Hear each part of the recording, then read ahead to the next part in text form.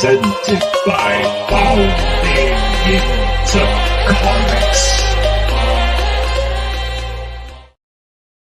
Man, still gets me pumped, Cider. I'm glad. That's the point. Still gets me pumped. I just the green lightsaber, I feel like doesn't get as good of action hardly anywhere as it does in that one Mandalorian scene chopping up Death Troopers. It's like Absolutely. I'm a green Iconic. lightsaber guy. Would you have a lightsaber color preference?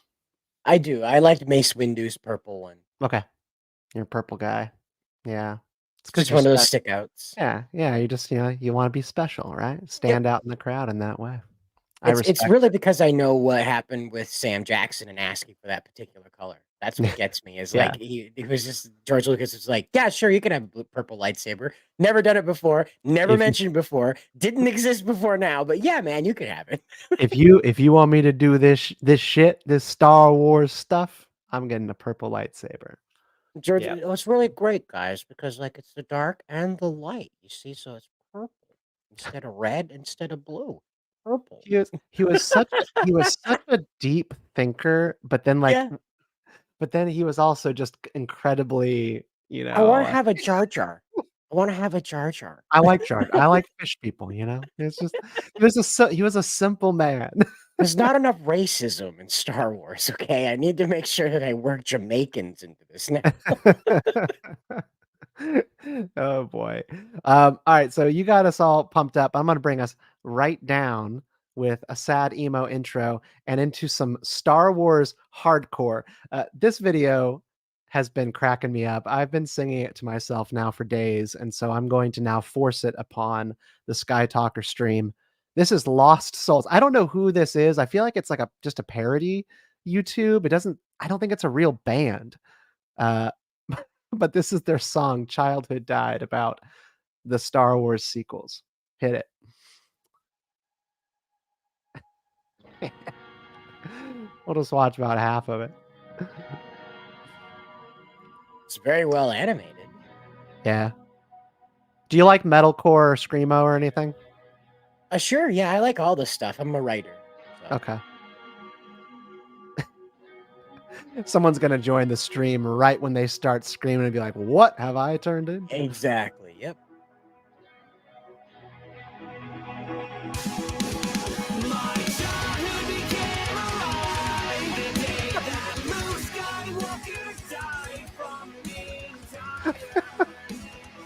That's a great line. It's so good. It's so good. Because like Star Wars fans, they'll yell at each other and debate, the Luke Skywalker arc in The Last Jedi. What was the Force transmission thing that he was doing? Was he, putting like effort into it? Was he doing something transcendent and new with that Jedi power? No, he just fucking died from being tired. And all of the, you can spin it all you want. He got exhausted and then died. I need a Force nap. Yep. And then he just vanished. But their childhood died when he... I've never heard that before. Died of being tired. Oh, yeah.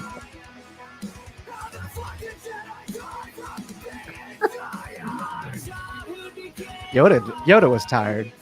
Yeah, that's what happened.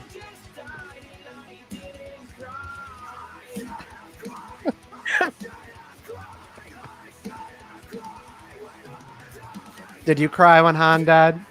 No, I laughed because he was like a squeaky toy falling down the shaft. Just squeaky, squeaky, squeaky, squeaky, squeaky. Yeah, exactly. Yep. Yeah, there was something. There was something. Like just the story stuff aside, the aesthetics of Han Solo's death. I hate when he is stabbed and then pushed off the ramp, and then he kind of like falls like a little spaghetti man off into the ether. There's just something about like animating his death in that way that made me cringe. Yeah. Yeah. But I did cry. I did. It got to me. It was only after I went home and kind of started, doing the review thing and getting critical that I was like, okay, I have a problem with this, and this. But in the theater, I was like, this isn't happening. Right. This can't be real.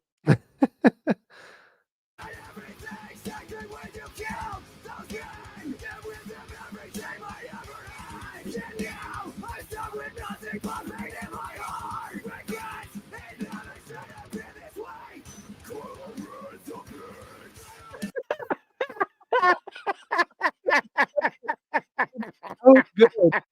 This It is so good. I cannot believe somebody made this, and, they actually just did it so good. The hardcore breakdown. So, did you ever catch that? Did you ever catch that in The Force Awakens, the whole thing about Leia running past Chewbacca to hug Rey, and she'd never met this person?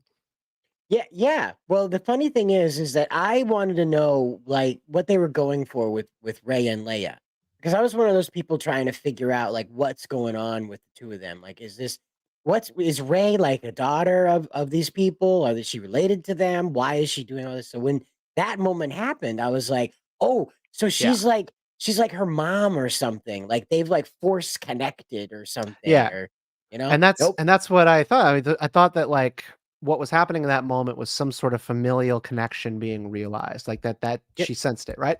And J.J. Abrams eventually commented on this because there were articles that were written about it. People were like, Han Solo is murdered, Chewbacca's his best friend, and Rey just walks right past I'm sorry, Leia walks right past him, cold shoulder, to this person she's never met to embrace her.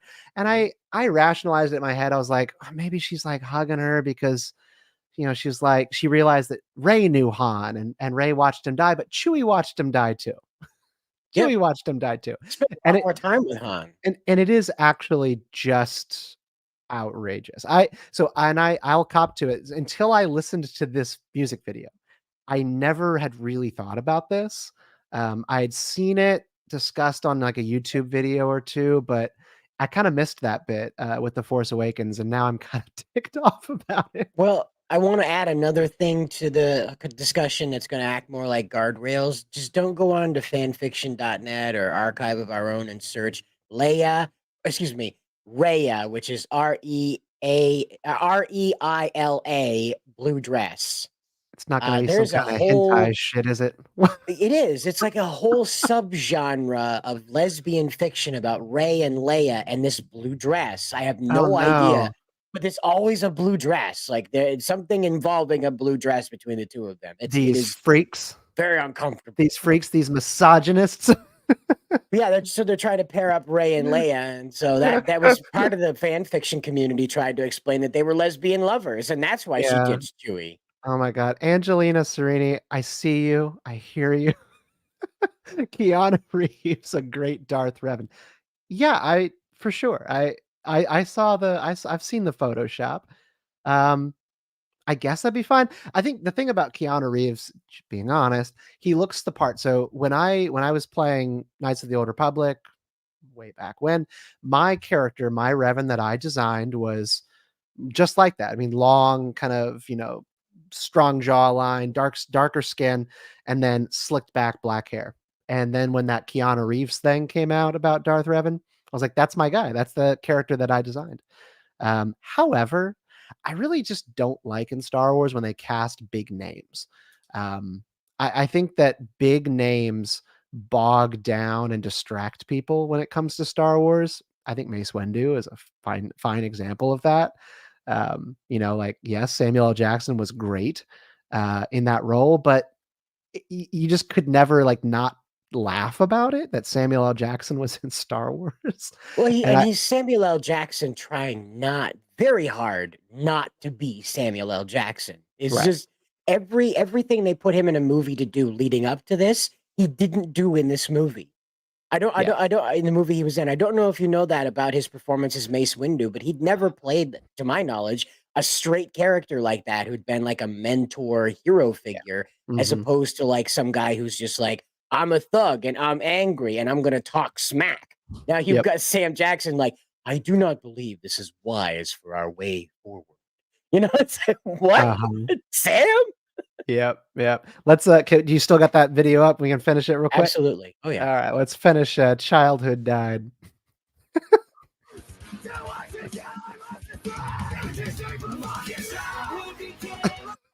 It's the blue milk, guys. Yep.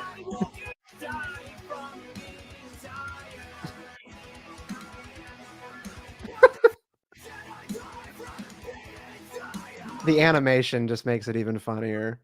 It adds it, yeah. Their little noodle arms.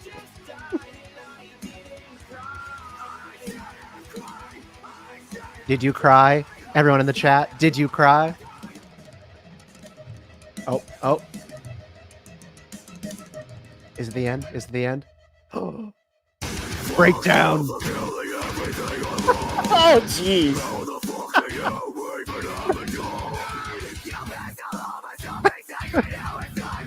JJ Abrams, you've been called out. All right. Now, Hayden Christensen didn't do anything wrong, guys. Right. All right. Enough. Enough. No more breakdown.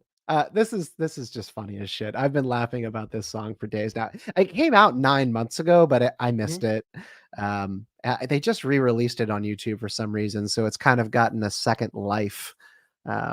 But we'll have a video up on Bounding Into Comics YouTube tomorrow, just doing another reaction to this video because it's a good hook. It's a good hook. This song is an earworm. Childhood died when Luke Skywalker died from being tired. So I guess I'll ask you about that because Luke Skywalker died from being tired. So yes. So he was exhausted by the task. In The Last Jedi, Kylo Ren sets it up earlier in the movie when he thinks that Rey is in his living quarters and he goes, "You're not doing this. The effort alone would kill you." And so we learn later, like in the freaking Rise of Skywalker, that it was Snoke connecting the two of them, which is just dumb. So stupid. But in that movie, they basically go like, all right, so this is a power that nobody's ever had before or shown, and it's hugely exhaustive. It could kill you trying. My view of the Force, my understanding has always been that the Force is a measure of belief. It's lifting the X-Wing out of the water. It's moving rocks, moving boulders, and it is about whether or not you really believe in the power of the Force. It's a letting go exercise. And so it's not physically exhausting to lift an X-Wing. Like you can strain, like a Padawan would be like, I'm trying to lift these rocks, but a master will just show you it's not a physical thing that we're doing here. This is spiritual and mental. Right. And so I'm kind of a little bit bothered by this feat of Luke transmitting himself all the way to Crate, and that it was a physical act, because should it be a physical act for him to do that, or should it be spiritual? Why is that exhaustive? My guess is because Rian Johnson just did not understand. Wanted to kill him?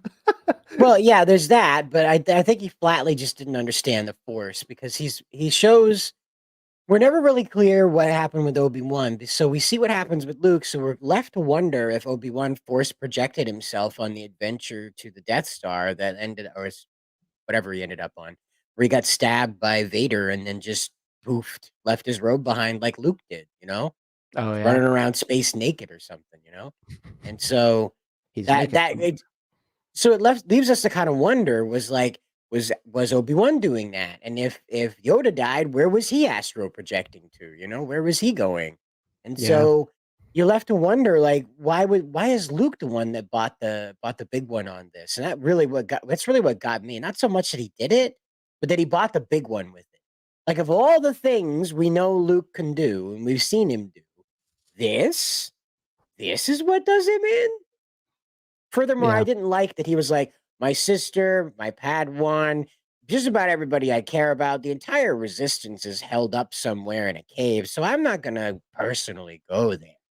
That would be gross and weird. It's a salt planet. Think about what that would do to my complexion. I'm just gonna like force project myself there and be a dick to my nephew.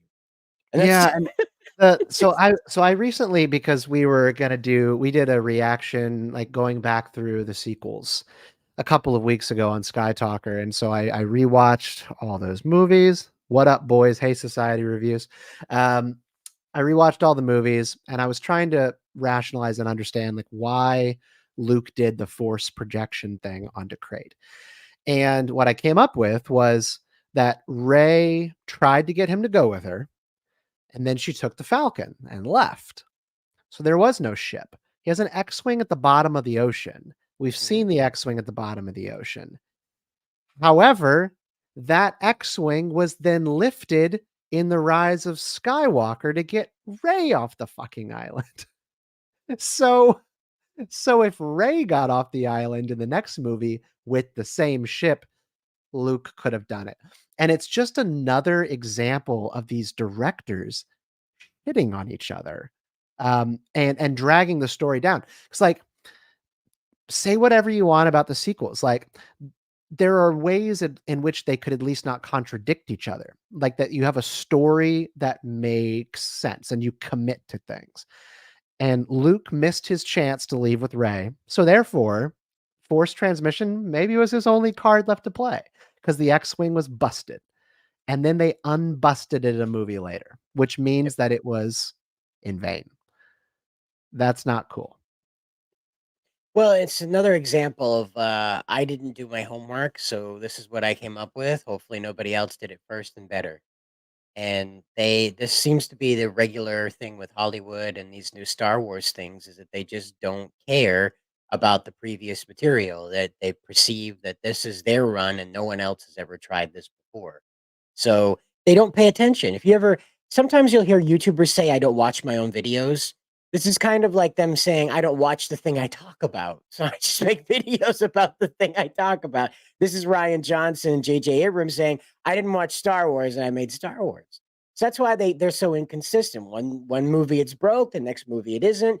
Who's to say that Luke wasn't going around during this time period when he was isolated, just collecting X-wings and dropping them in the ocean all over this planet, just for keepsies? Like they're mine now. Nobody's else taking them. I don't know. You're muted though. Oh, that's weird. No, I what I have always read into it was the ego. That it's these warring directors who are trying to compete with one another within this story that is being told under Disney. They're both making a ton of money, and they're both trying to be the one who defines the sequel trilogy under Disney. And their ego-driven approach to telling these Star Wars stories drags the entire thing down. Because I mean, I try to at least accept, like, yeah, I'm sure these guys have watched Star Wars and they love it, right? That they say that they love it. I believe them. What I believe more is that they have an ego problem. And it's all about them and not about Star Wars. Correct. I don't know. But we've got some other stuff in the pipeline I want to get to. So Ray, the escapee from Octo Island. Daisy Ridley has been doing some press. She's got another movie out called "Sometimes I Think About Dying." Well, I know maybe they okay. Well, Morb says they hate Star Wars. I've just never. I've accepted that I think they hate Star Wars fans, but I don't believe that they hate Star Wars. I think that they they hate fans more than they hate these things. On the lower echelon, they're ego driven and delusional, but among the higher ups, destroying the franchise. Yeah, and so Super Galactic, like I hear this one often, especially if you're just talking about cultural Marxists who they have a actual commitment to tearing down Western culture, tearing down capitalism, faith, family, community. You actually have to bring down certain pillars within society. You have to destroy the church, you have to destroy the family. And when it comes to mythology in the secular culture, you also have to tear down those gods, those statues, those myths. And that includes Luke Skywalker. Um, like my liberal friends think that this is some kind of tinfoil hat joke, but like this is what you do if you actually want to reshape society in your image. You have to tear down and denigrate the sacred. Um, and Luke Skywalker and Han Solo and Star Wars, it it is positioned as such. That is one of the things that it does in the culture. It unites us around a certain idea about heroism, the hero's journey, strength, virtue. And so if you were at the top of it, you would want to tear it down. Oh, I believe. especially if Yeah. you're in the interest of rewriting the culture. you'd have to destroy a character like Luke Skywalker because he represents a modern take on masculinity, right? I had to Yeah. think about what I wanted to say about him because I like my first like knee jerk is a cool guy with lightsaber, but really what he represents is a young man becoming a man. Ultimately, the story is like Superman's. He's inheriting the father's role from his father, and that he may not be having a child right then and there, but Luke becomes a father to the new Jedi Order. At that point, he becomes the patriarch of his belief system. And this is Hmm. important for young men to see. Sometimes you do have to defeat your father's legacy to earn your own. So while you may not beat your dad down with a fancy glowing sword, right? But you may have to beat down his legacy in order to assert your own.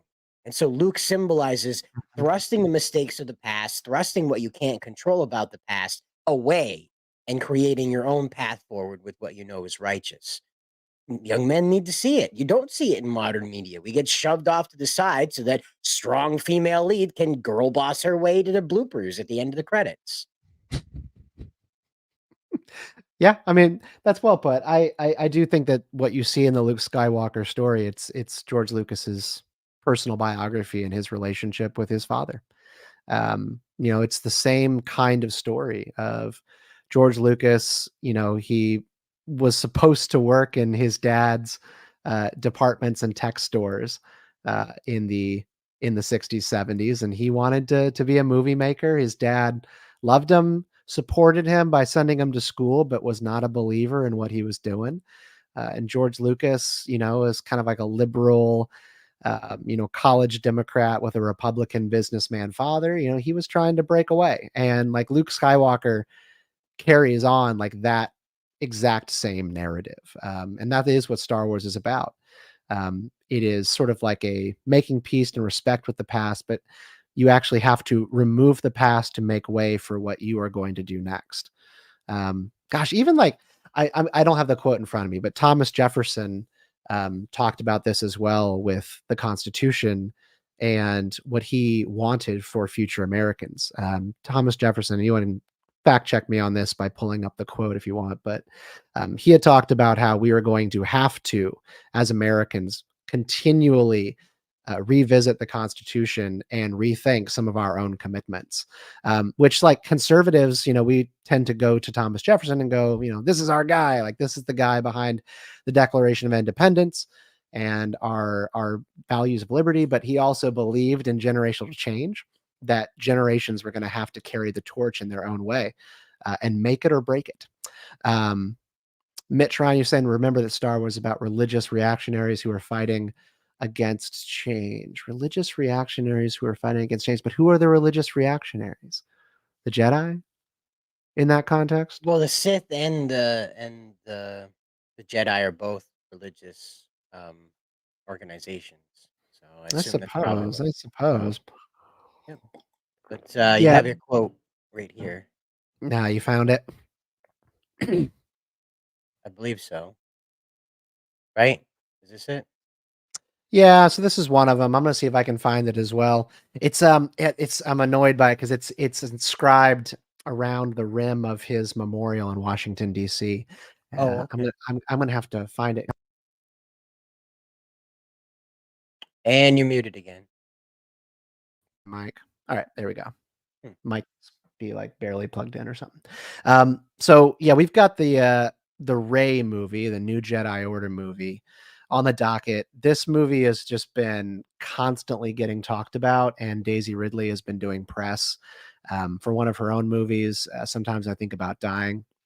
And so there's she's done a couple of interviews where she's talked about the script and she's talking about how this is a great story. What do we have over at Bounding into Comics where she said something about it being hot shit or something? uh, oh yeah, that. Oh, so she said that Charmin Obaid-Chinoy's idea for the Ray film story is cool as shit and worthwhile, Right. which is all right. You're doing good press for your movie and your director. That's a wonderful screenshot. Thank you. And then she gave this interview today on NBC. Let's hear it. That's so funny. I actually haven't read a script yet. but the story I've been told is fantastic, and I'm there. I'm in it. Daisy, that's a really good answer. Good job. I'm there. That's your whole I'm in it. I'm in it. How about that? It's really, I haven't got a script yet, but I know I'm in the story. Neat. That's great. Mitch Ryan. Mitch Ryan is speaking my language. Mitch, I actually love this discussion that you're having in the chat. Are the Sith actually religious? They worship themselves. Yeah, that's right. I mean, they are your Satanists of the Star Wars galaxy, in that like they worship themselves, and that is actually in essence what a lot of Satanism is. Satanism is not about a belief in a deity; it's a belief in yourself being the god, and worship of self. And the Sith actually do the exact same thing. It's dark. All right, let's go back to her interview real quick. That's it. That's all you can tell us. You're gonna make me blush. It's great. I'm getting warm. Yeah. It's a very worthwhile story, and I think Charmine's going to do an amazing She doesn't job. know that. Yeah.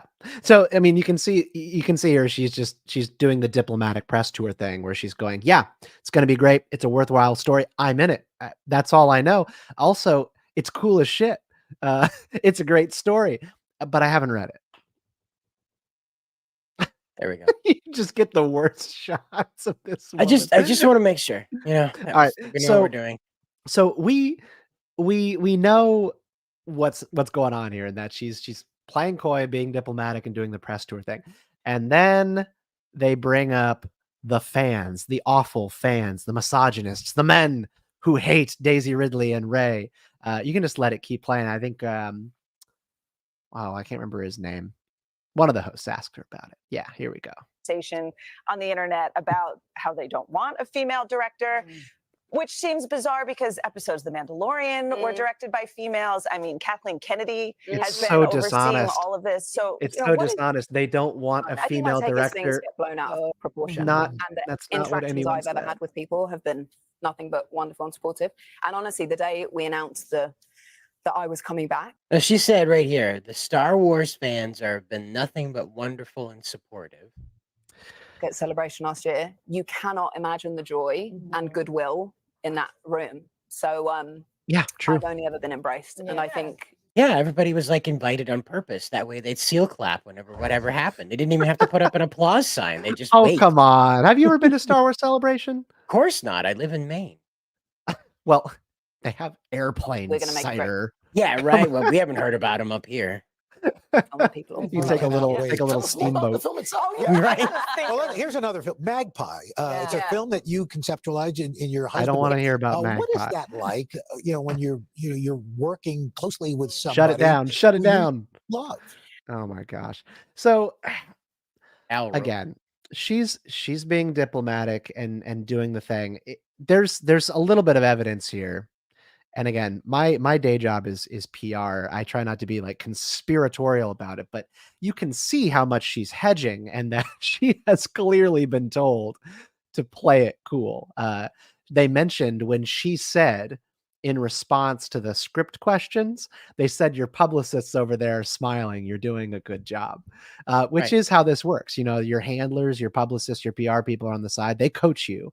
I coach my clients before they go and do anything about what they're going to say. And then they try to say it the right way. And she nailed it, which was, it's a great movie, worthwhile story, cool as shit. Also, I haven't seen it. And then they try to bait her with the sexism and misogyny storyline. And she does actually, guys, what is the right thing to do, which is you don't attack the fans of the people who are in theory most interested in seeing your movie. Right. Which is what I think killed whatever they were doing with Snow White and Rachel Ziegler.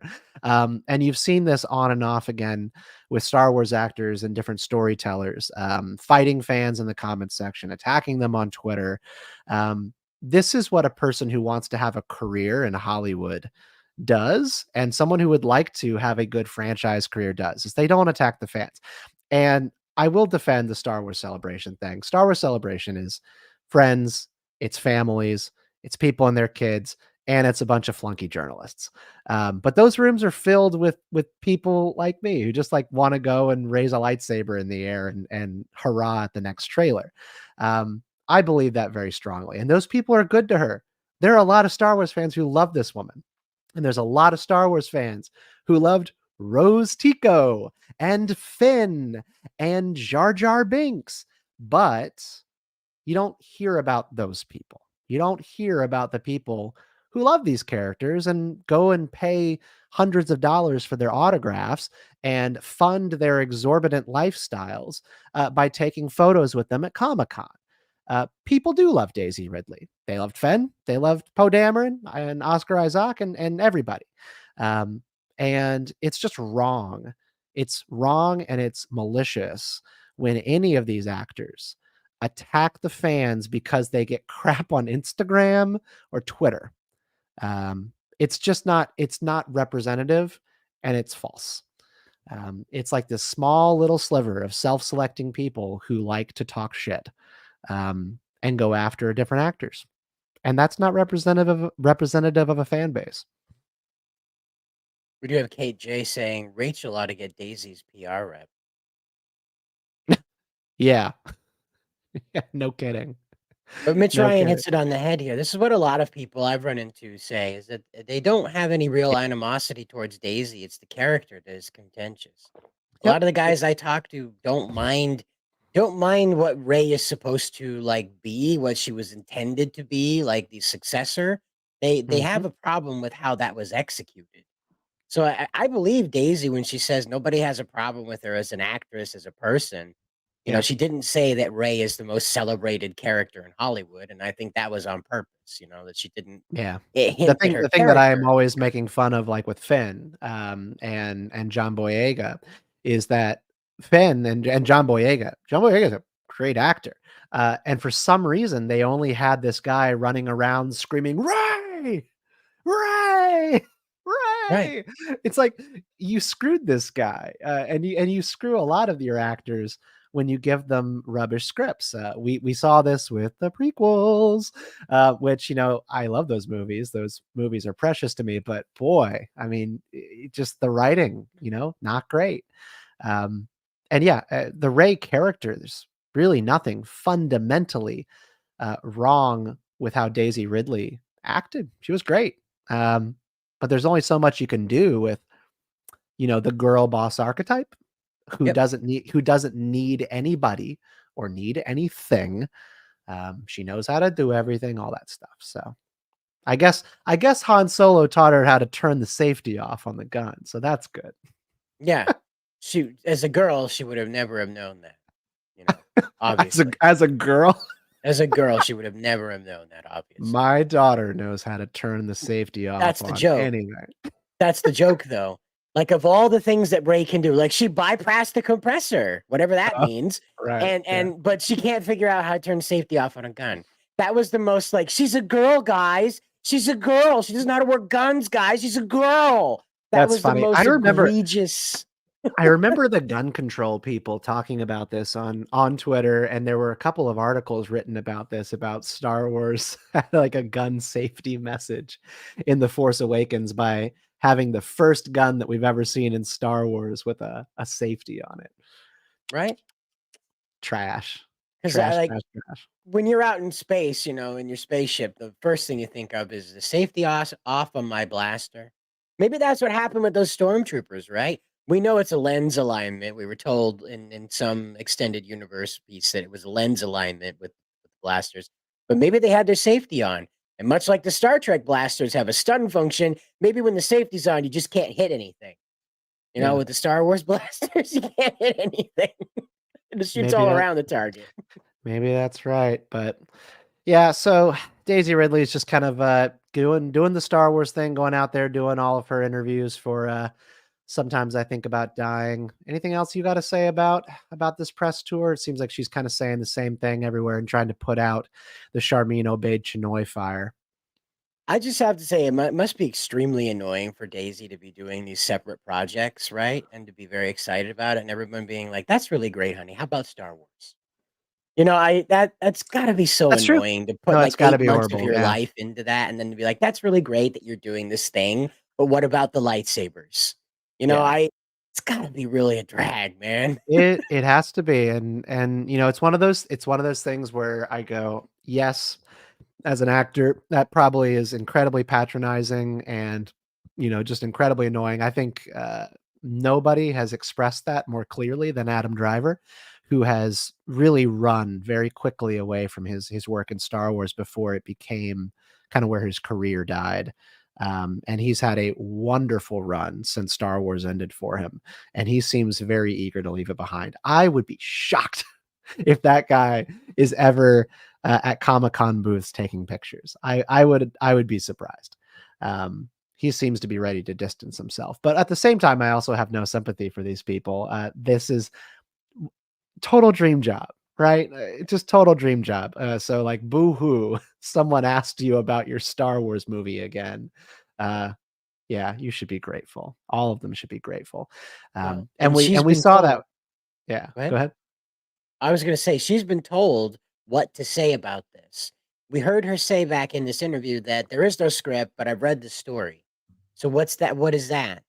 If there's no script, look, you can have an overview. That's really nice, right? Like Ray's gonna be pregnant, her daughter's gonna be this super duper uber Jedi, and she's got to protect it from a new branch of the Sith while Yep. also fighting the galaxy who don't want to have the Jedi back, ACAB style.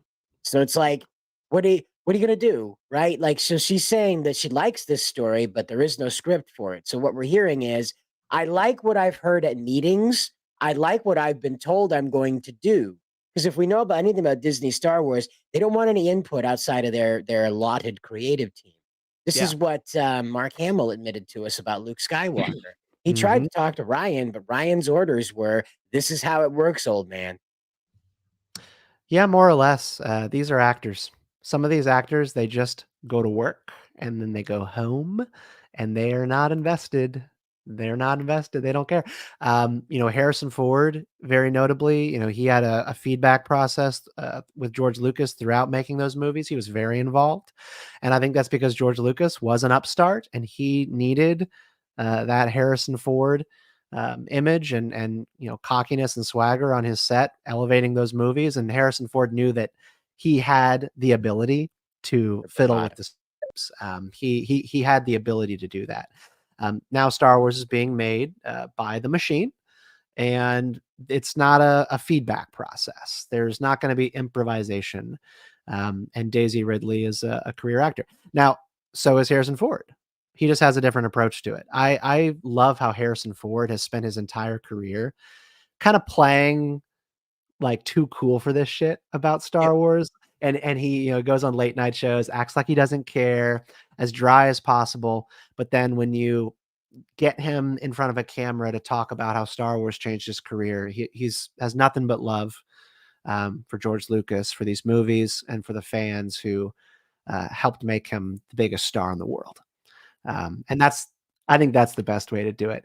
I don't much care for the actors who try to pretend like they care more than they do, who try to like go and do the interview press circuit and talk about Star Wars and get into the details when they clearly clocked in and they clocked out on that Right. job. I just You don't know, like when people it's fake. like how Daisy's talking about it right now. You can tell in her voice that she's not confident with what Ray is supposed to do. Granted, that can come from not knowing what their vision is because they don't have a script yet. But I honestly think it comes from the fact that she saw Adam Driver walk away from this, and now she's thinking to herself she should have done the same thing. Yeah, That this maybe. is going to be another.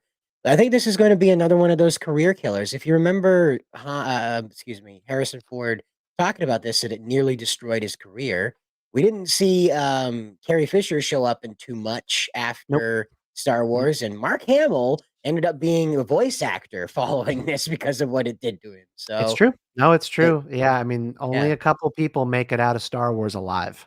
yep, Natalie Portman made it out alive. It's so interesting to me how her career survived because not only was she handed one bad script after another for the Padme character, but she also just hadn't come into her own as an actress yet. She was really wooden around that time. I remember she did that movie with Zach Braff, Garden State, and she just was kind of like playing the pixie dream girl thing, and she just wasn't really like that great in that either. But then sometime in like the 2010s, like the lights came on with Natalie Portman. She just really became a great actress. But I don't know. She survived Star Wars. That reminds me of the SNL video that she did. One of the things that she gets out of this is that a lot of people don't think of Padme when they think of Star Wars. It's not until you get into like the Yeah, that's right. discussion of the Mhm. movies that you think, oh yeah, there's a Padme in this. She's not like Leia. She didn't end up being like this decisive character. She was very independent of Anakin, absolutely. But she was not this decisive character the way that Leia was. So she often gets forgotten. I think that really saved That's Natalie true. Portman, because they just don't think of Padme when they think of Star Wars. They think of Yeah. Hayden and Ewan and Yeah. Correct. Ewan was terrified too. He's there's some really good interviews of him back when he was in the audition phase for this movie, and he was doing artsy British movies. He was doing art films, Yeah. and he wanted to be an indie actor. And this opportunity came around, and he was obviously honored, but he was really, really scared. And again, he survived because he just is that good. Yep. Um, The beard and he helmet. was, yeah, and he wasn't the center of the story. He was support. And so the axe fell on Hayden Christensen. Yep. And Hayden has been very not busy. So Yeah, I mean, he retired, like, quote unquote retired. He did one movie or two. I can't remember what it was called, Shattered or Looper, Jumper. And he's now talking about coming out of retirement. Because hope. he's been he just did a couple of interviews, and he's been talking about how he's just been having fun and enjoying acting again, because it was ruined for him. It was spoiled for him. All the bad press, all that experience working with George just kind of wasn't the best for him, and he retired. And I think he like started a shoe company. I'm pretty sure he's Something like like he's in apparel now. But he came back to do Anakin Skywalker again for these shows. He's been incredible in them, 100%. And he says he's having fun and wants to do movies again. So cool. I like it. So there is some news in Star Wars. Bad Batch is returning, third and final season for the animated series The Bad Batch. This show is a series of malappropriated clone troopers at the end of the Clone Wars who break off and are sort of working for themselves after the rise of the Empire. There's some interesting plot lines going on in this show, including Operation Warhammer, which sheds light on how the Empire removed the cloning program and got rid of the clones to replace them with human recruits from around the galaxy, because stormtroopers are not clones. Right. So if Bad Batch has like one purpose so far, it's been that, which has been to clarify that. I don't know why you would build a whole show around that single plot point.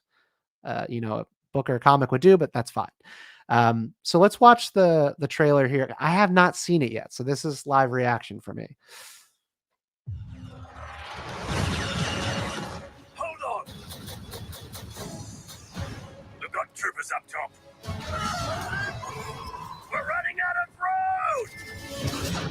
Not exactly a stealth exit, boy. Okay, thanks, Wanda Sykes. Oh Cool.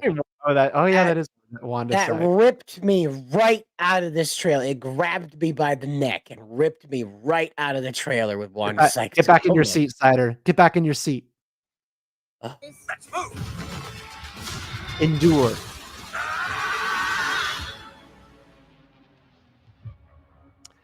I agree with Super Galactic that the first season was good.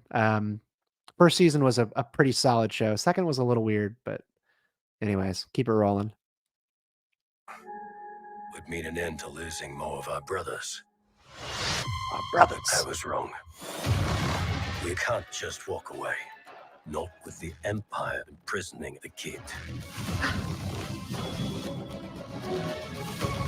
Secure her in a cell. Omega's been waiting for us a long time. Cool. Our mission is not over yet.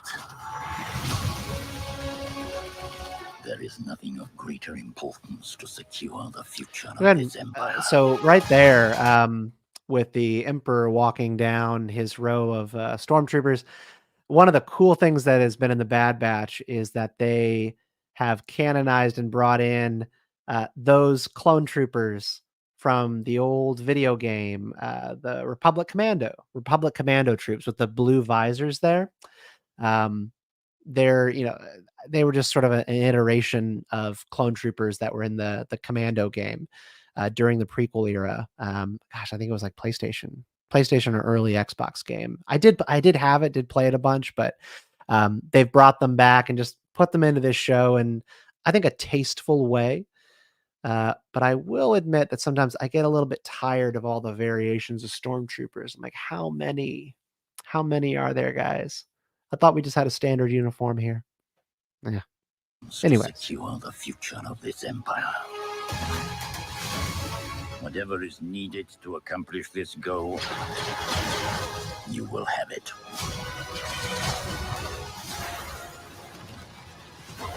They are coming. That was Fennec Shand. That was Fennec Shand and Cad Bane. Fennec is from The Mandalorian and the Boba Fett show. Just that I don't know the actress's name, but the assassin. Right. And then Cad Bane sadly died in the Book of Boba Fett, but I'm still not convinced he's dead. Nobody ever dies. That's one of the lessons of Star Wars. Supposedly they killed off one of the members of the Bad Batch in the last season. I bet you $10 he's going to be back. Oh yeah. Give us a real challenge.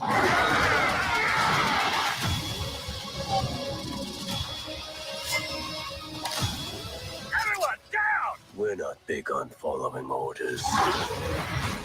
True.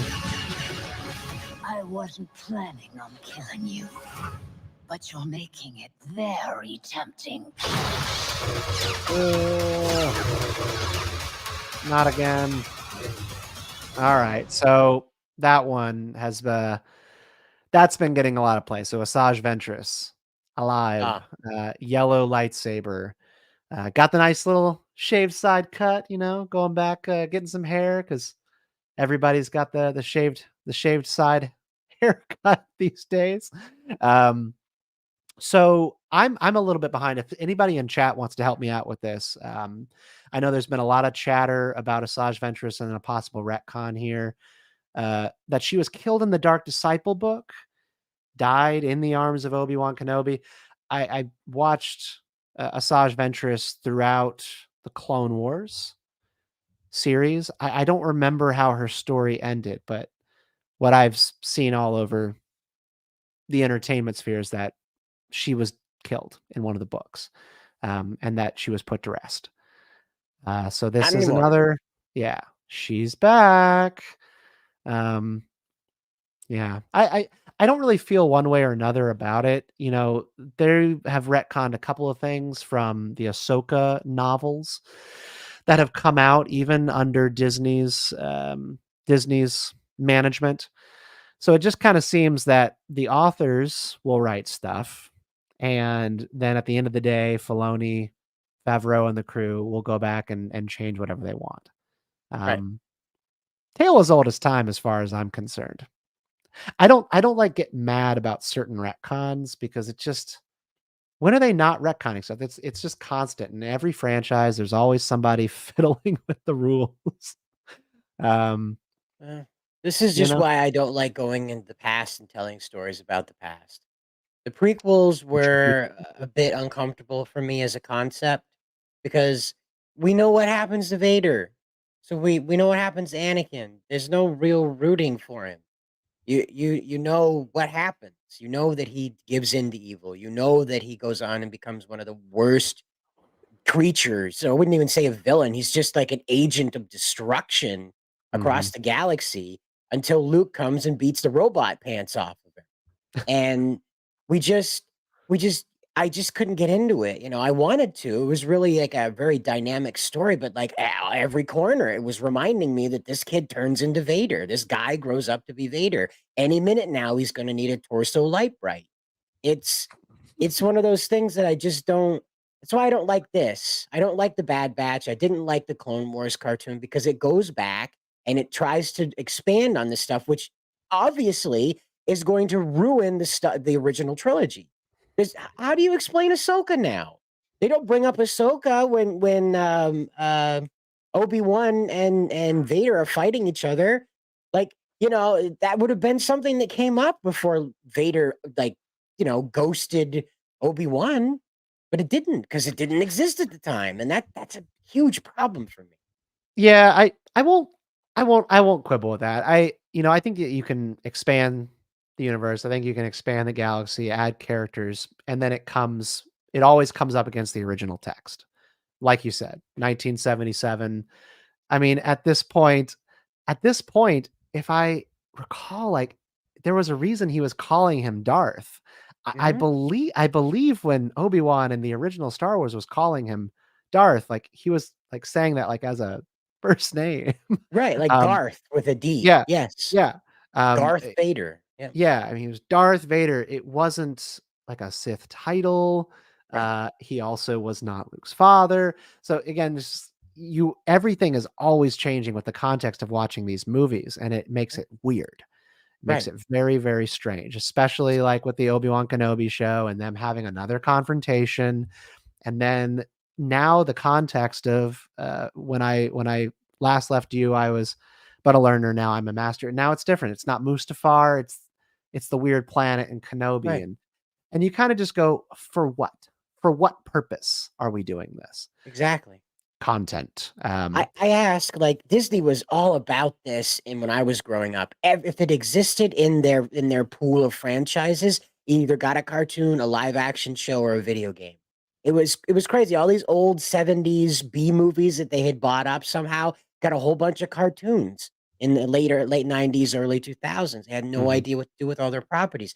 Kong the Legend Continues or something was about the son of King Kong, like literally like a baby King Kong, having like telepathic connection powers with some guy so he could like assume control of Kong and fight like a man instead of an ape. And that Yeah. was what they did with the Kong IP that they had. So I don't know why they didn't sit down and say, okay, wait, Mark Hamill's old as heck, so we're gonna go back and we're gonna take Luke from the day that he defeated Vader, and we're gonna make a cartoon about Luke continuing the story forward. And I just don't understand why that never happened.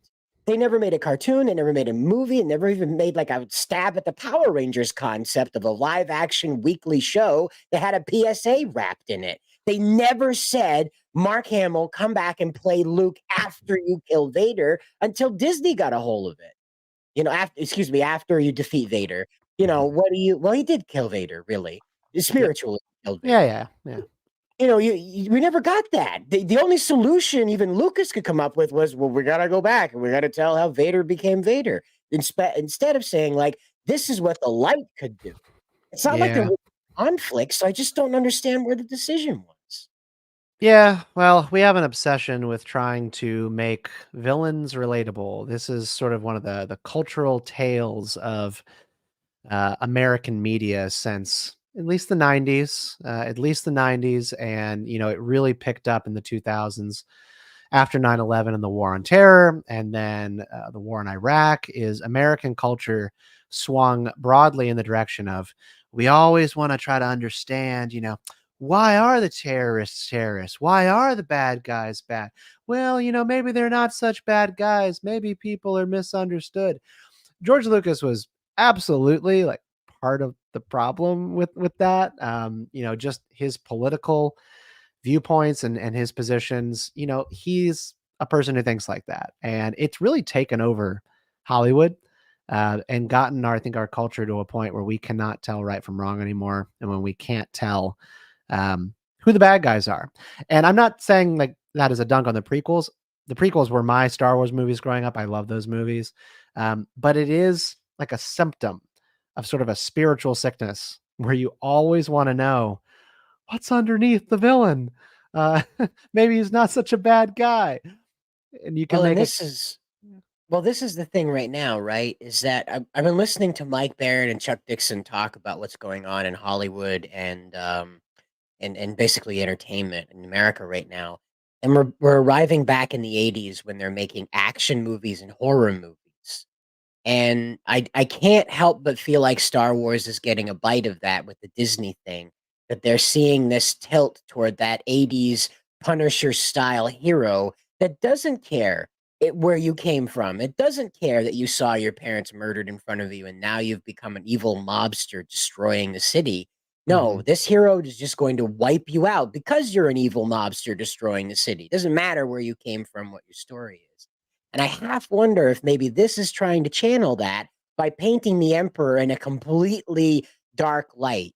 Like for the past few iterations of Star Wars, we've even heard this at Celebration this last year, that they want to explain that the dark side has feelings too. That was the whole little I know. thing in Ahsoka. I'm gonna lose my mind if they try to do this. And I want them to utilize Ian McDiarmid while we still have him. You know, he's an old guy. You know, he is the Emperor as far as we know it. You know, I think they should try to use him more before he's gone. But if they try to do it in a way that, you know, is all about how the dark side is misunderstood, then Star Wars, in my mind, is like truly spiritually been lost.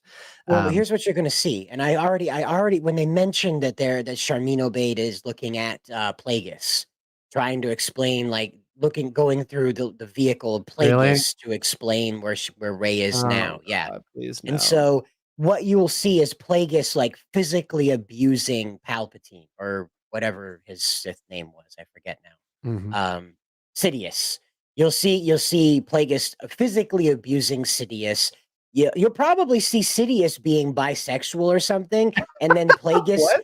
Oh no, you'll see Plagueis like, no, this is not our way. Kill You his do not lover. mix these things. Exactly. That he's like in love with some Republic soldier, right? Where are you getting this He's from?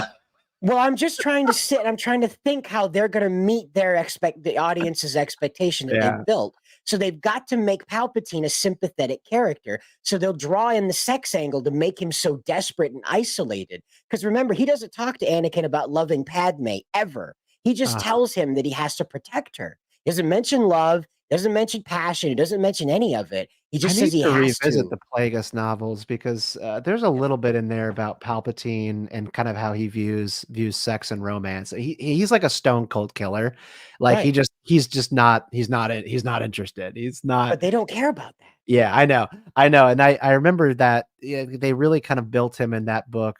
James Luceno is just kind of like this psychopath who just has no interest in those types of things. Gee, like Um, American Psycho. How about that? Like the bad guy's a bad guy. Isn't that interesting? Huh? Yeah, a little bit. I mean, American Psycho. I'm pretty sure he had a threesome in that movie, but Well, with a mirror, but again, that was an ego serving thing. Like again, like they'll do right, this yeah, with Palpatine. I just have this feeling that they're gonna make Plagueis deny Sidious's sexuality, and that's what's gonna drive him into being like the Uber Sith. And when that final blow comes where he stabs Plagueis through with the lightsaber that actually kills him yeah. this time, unlike everybody else who got stabbed, you know, Before they you know yeah, before we wrap, we're at an hour. I want to oh, take some of these comments. Yeah, I want to take some of these comments. So, anybody watching, if you've got a comment, question, something you'd like us to discuss, go ahead and throw it in. You know, let's start with "Don't Watch 'Em Burn" on Bad Batch being mediocre at best. And you've got another good comment there about too much sympathy for the devil. I think that's true. So Bad Batch was mediocre at best. Omega, insufferable miniature girl boss, easily forgettable. Yeah, so I think two things about this. One, you're right, Bad Batch is a mediocre show. It's just there are moments of it that I really like. Again, I like that the show helps guide us a little bit more into the ending of the cloning program, the beginning of the stormtrooper program. But if that's the only redeeming element, then it's kind of a failure, right? It's just a mediocre show. I don't like the animation. I think it's just kind of the worst of the Clone Wars animation style. I don't particularly enjoy it. Omega being insufferable, I thought Omega was a cute kid. My daughter, this is kind of one of the things where the parent goggles go on. My daughter's like the same age as Omega. She loves Omega. She enjoys that character. I think a lot of young girl characters and young boys as well are like precocious. They always think they know it all, and they are always kind of like the overly independent personality.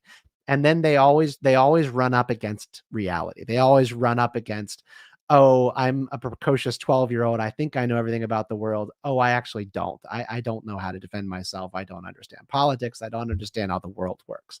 And Omega runs into that a little bit, but she's not for everybody. That character is not for everybody. And I think that's kind of where I go back to the defense of these are like animated series where the primary audience is, kids. 8 to 14-year-olds. Yep. Yeah. And then we kind of just gotta accept it. Like, all right, is this a good story or a bad story? And I think the Bad Batch story is lackluster. So I do agree with you that it's a mediocre And one. I don't know if that's maybe a greater sin than being bad. Yeah. At least with something like The Last Jedi, that Ryan Johnson banged his head off the wall trying to come up with something clever. But the Bad Batch, this trailer seems really safe, almost in the sense that it's numb. Yeah, It feels like they're trying to felt land nothing. it, and it's not I going. felt nothing watching that trailer. Right. And again, I don't hate the Bad Batch. I was like kind of looking to maybe see something exciting there, and I just saw nothing. I just saw like Star Wars made by AI. It could have been a game trailer. It really could have been a game trailer. I would not have known the difference. So Traviel Helzen, I was surprised Asajj Ventress is alive. Now I'm imagining an alternate timeline weeks ago where someone else brought Lucasfilm and Asajj Ventress wasn't killed off. Yeah, no kidding. And then the trailer happened. Yeah, the understanding was that Asajj Ventress was dead, but there's like there's a lot of different factions within Star Wars fandom. There are the people who follow everything. The comics, the books, they're the completists. They've seen all the shows, they read everything, and they go, well, Asajj Ventress died in the Dark Disciple book. And most Star Wars fans are somewhere in the middle. They like watch the movies, they watch the shows, but they maybe don't read every new book that comes out. And they certainly comic book collecting is also, again, like even a smaller niche of fandom. And so I think that you should make stories that appeal to the masses more, that appeal to the broad Star Wars fans more than appeal to the people who are reading every single comic. And so if the story that you can tell on screen is better by retconning a comic or a book that only a small faction of fandom read, retcon it, because you're telling a story for more people, and that is more important in canon. But you also just kind of go like, well, why are we doing this in the first place? Like, why do you let someone tell a story in your story group and in the books and the authors that you're then going to later contradict? Because you also have to have a story that the deep fans love and can trust. And so if you're going to build lore and build canon in books, you got to stick to them, especially if you're going to call them canon and not legends. Yeah, and that's even more infuriating, right? That it's legends now. It's not just the extended universe, it's a legendary universe. It's better than just the extended one because it's legendary. I thought, And I I mean, just I think like it's a compliment though. You call something legends. What's an Right. extended universe? Legends. Well, is that's just it. Is the extended universe clarified that if you want it, it's here. If it's not, now it's a legend. So you have to know what it is because it's legendary, meaning it contributes to the mythology. Whereas Mhm. before it was a buffet. Like, you want to read about Mara Jade and Luke Skywalker falling in love over lightsaber battles? Sure, man. We got a whole series about that. You want some angry blue guy that's going to conquer the universe on behalf of the Emperor? Cool, we got that too. We got that too. Yeah. It's on the If you buffet. don't want it, it's going to be there. It's not going to hurt you. But now the legend system has come through. The legend series has come through, and it has that ambiance of like, if you want to understand Rey, you got to get the legend compendium about Geode, the Rock Rebellion pilot. He's a rock.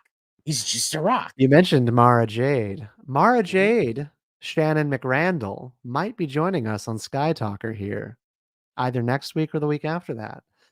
Yes. So if you have a question that you would like to ask Shannon McRandall, the woman who depicted Mara Jade, you should be sure to tune into Skywalker every Thursday at 9:30 p.m. Eastern, because she will be joining us here, I think, next week. So stay tuned and keep an eye on Bounding into Comics for updates on that. I think that's a good place to wrap tonight. You think, Cider?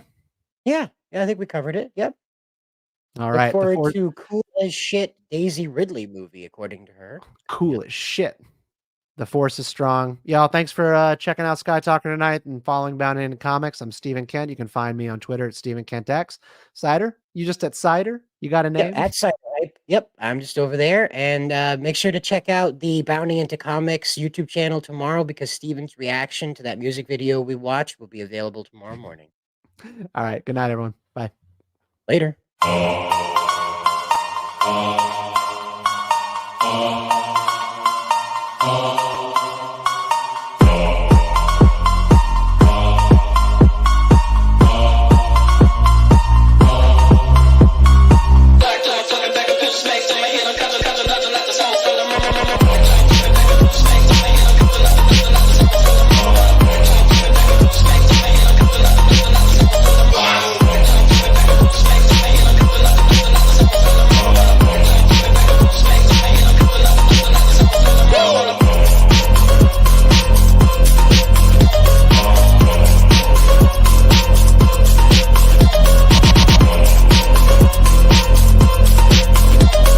Skytalker, presented by Bound in